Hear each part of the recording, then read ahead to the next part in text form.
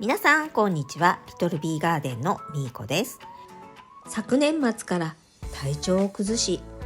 新年早々寝込んでしまい、動画もお休みしていましたが、おかげさまで体調も少しずつ回復してきていますが、ここは無理せず、家の中で久々に夢缶作りを楽しんでいました。日曜日には今年初めて車で買い物に行き、今週からやっと普段の生活に戻ってきた感じです。そして今朝畑で収穫してきた野菜たちです。昨年植え付けした時には虫被害がすごかったんですが、なんとか大きなブロッコリーと少し小ぶりですがキャベツを収穫することができました。このラディッキオはちょっと失敗作ですね。そして九条ネギも立派に育ってくれていました。今年は本当に野菜を買うことがなく、畑の野菜で賄えています。そして年末に玄関前に置いていたこの寄せ植えを仕立て直ししていました。今日はその様子をご紹介していこうと思います。この寄せ植えにもセダムをふんだんに使用していたため、夏に水やりをして多肉が半分蒸れてしまいました。とりあえず蒸れてしまった多肉や枯れ葉を取り除いていきます。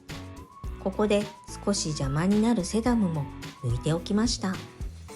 多肉もここまでカリカリに枯れてしまっていると、もう何の多肉だかさっぱりわかりません。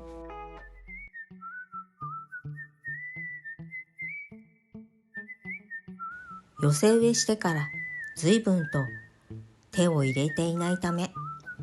枯れ葉もたくさんついていました。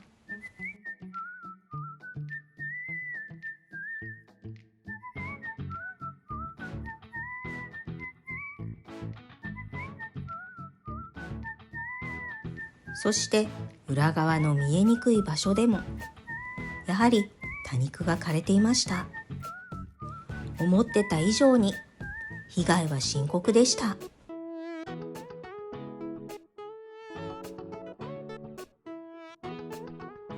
枯れ葉をすべて取り終わり、すっきりしたところで、今度はこのルエラとドドランタリス、そしてモンローを植え付けていきます。その前に少し茎が伸びてしまっているこのこのピーチプリレをカットして、下葉を数枚外して、今カットしたすぐ横にまた植え付けておこうと思います。今思ったんですが、茎の方に数枚葉を残してカットした方が良かったかもしれませんね。その方が残った茎からも新しい新芽が出やすかったんですが、ちょっと失敗してしまいましたね。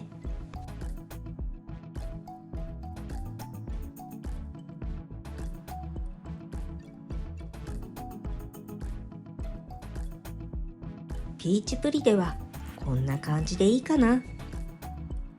次はこのピンク色のルエラを植え付けていきます。寄せ植えにピンクが入るととても可愛らしいので、ルエラは寄せ植えにおすすめです。そしてこのルエラも少し茎が長いのでカットして使うことにしました。皆さんならこのルエラどこに配置しますか？私は黄緑色のピーチプリデの横にルエラを配置することにしました。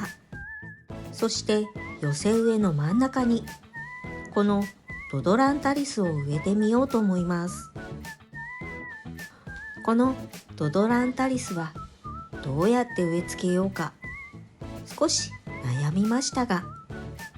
もともと小株もたくさんついているため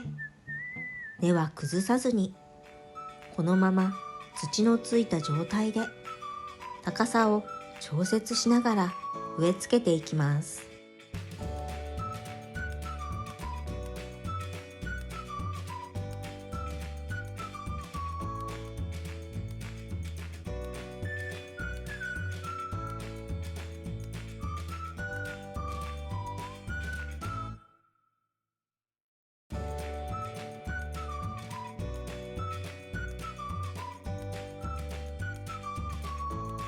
ドドランタリスの植え付けが終わったら、今度はこのモンローを植え付けていきます。思ってた以上にポットの中で根を張っていました。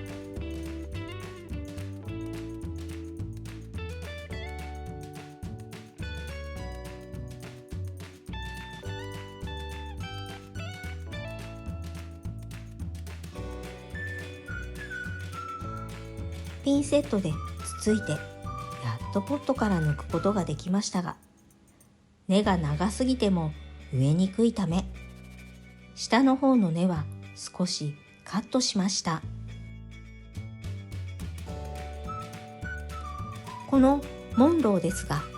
意外と枯れ葉がついていたため、植え付けする前に先にきれいに枯れ葉は取り除いておきます。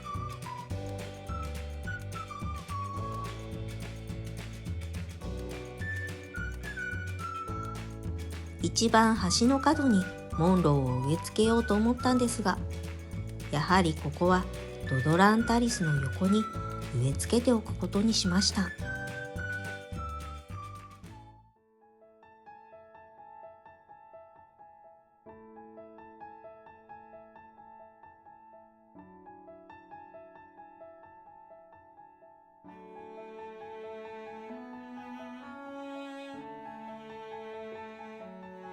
今植え付けた3つの多肉では空いているスペースが埋まりきらなかったため、作業台の上に置いてあったマクドガリー×ラウレンシスをカットして使うことにしました。夏に徒長してしまっていましたが、冬の寒さにあたりロゼットもキュッと締まり可愛くなっています。このマクドガリー×ラウレンシスは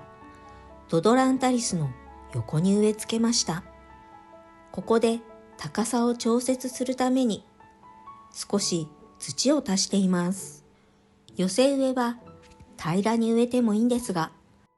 中心を高くして立体的に植え付けると寄せ植えが可愛く仕上がります。そして次に持ってきた多肉はドルフィン、ネオンブレーカーズ、火祭りの3つです。とりあえず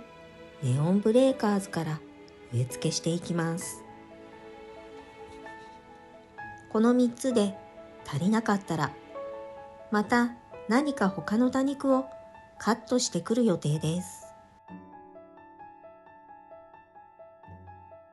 ネオンブレーカーズの横にはドルフィンを植え付けていきます。寄せ植えの端に植える多肉は少し茎を長めにカットすると株も抜けにくく、寄せ植え全体が安定します。以前ならストッパーとしてセダムを端に植え付けていましたが、セダムを植えるとどうしても夏水やりが頻繁になり多肉を蒸らしてしまうため、今回の寄せ植えにもあえてセダムは使っていないんです。この火祭りは9月にカットして増やしていたものです。赤く紅葉して可愛くなっていますよね。カットしたすべての多肉を植え付けてみましたが、やはりまだスペースが空いているため、近くにあったピーチプリデがちょうどいい大きさだったので、今カットしているところです。表にひっくり返してロゼットを見ると少し歪んでいますが、寄せ植えに植え付けるとそんなに気にならないので大丈夫です。ここで奥の火祭りが少し飛び出ていたのでカットしてその横に少し土を足して植え付けておきました。これで寄せ植えの仕立て直しは完了です。ちなみに今回ビニールハウス内で作業をしていましたが、3時過ぎでこのビニールハウス内の気温は15度でした。はい、ということで今日の動画は近況報告と寄せ植えの仕立て直しをしていきました。いかがだったでしょうか。皆さんの寄せ植えの仕立て直しの参考になれば幸いです。この動画が良かったなって思っていただけたら、高評価とチャンネル登録をよろしくお願いします。そして畑仕事も頑張っていこうと思っているので、もしおすすめの品種などがありましたら、ぜひ教えてくださいね。今日も最後までご視聴ありがとうございました。